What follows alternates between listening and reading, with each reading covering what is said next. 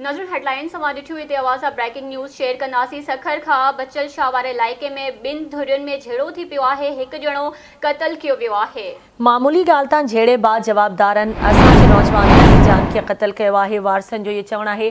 अफ़सोसनाक ख़बर अवांखे ॾियूं पिया। सखर मां बचल शाह वारे इलाइक़े में ॿिनि धुरियुनि में झेड़ो थी पियो, जंहिंमें हिकु ॼणो क़तल थी वियो आहे। वारसनि जो चवणु आहे त मामूली ॻाल्हि तां झेड़े बाद जवाबदारनि असांजे नौजवान अली जान खे क़तल कयो आहे।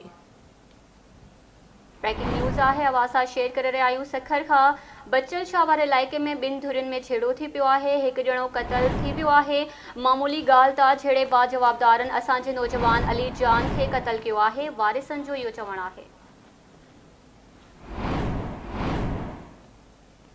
हिकु भेरो ॿीहर अवांखे आगाह कयूं पिया। अफ़सोसनाक ख़बर आहे। सखर मां बचल शाह वारे इलाइक़े में ॿिनि धुरियुनि में झेड़ो थियो आहे, जंहिंमें हिकु ॼणो क़तल थी वियो आहे। वारसनि जो चवणु आहे त मामूली ॻाल्हि तां झेड़े बाद जवाबदारनि असांजे नौजवान अली जान खे क़तल कयो।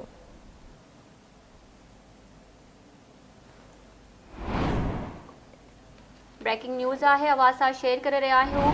बचल शाह वारे इलाइक़े में ॿिनि धुरियुनि में झेड़ो थी पियो आहे। हिकु ॼणो क़तल थी वियो आहे। मामूली ॻाल्हि तां झेड़े बाद जवाबदारनि असांजे नौजवान अली जान खे क़तल कयो आहे। वारिसनि जो इहो चवणु आहे।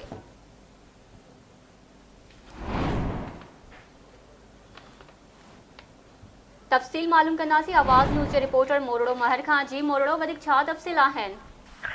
जी बिल्कुल, सखर जे बचल शाह मियाड़ीअ वारे इलाइक़े में जतोई बिरादरीअ जे ॿिनि धुरियुनि में झेड़ो थी पियो आहे, जहिड़े दौरान हिकु ॼणो क़तल थी वियो आहे। एयरपोर्ट थाणे जे हद बचल शाह मियाड़ीअ वारे इलाइक़े में जहिड़े दौरान अली जान जतोई जेको आहे उहो क़तल थी वियो आहे। वाक़े बाबति एयरपोर्ट पुलिस जो चवणु आहे त बडाणी ऐं शादाणी जतोई बिरादरीअ जे ॿिनि धुरियुनि में पैसनि जे मामले तां काठ जे मदीअ ते झेड़ो थियो आहे। उन दौरान अली जान शादाणी जतोई जेको आहे उहो मारिजी वियो आहे। जी ठीकु आहे, मुंहिंजी महिरबानी मोरड़ो महर अपडेट करण लाइ।